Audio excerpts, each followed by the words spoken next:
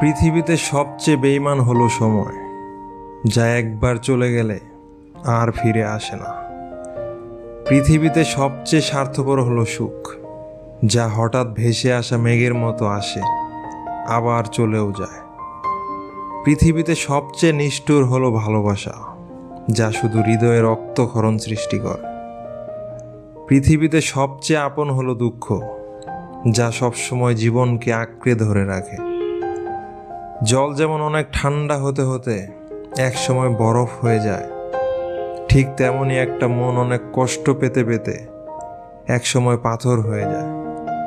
মাঝে মাঝে মনে হয় তোমার সাথে আমার হৃদয়টা যদি বদলে নিতে পারতাম, যাতে তুমি বুঝতে পারো আমি তোমাকে কতটা ভালোবাসি, আর আমি বুঝতে পারতাম তুমি আমাকে কতটা ঘৃণা করো।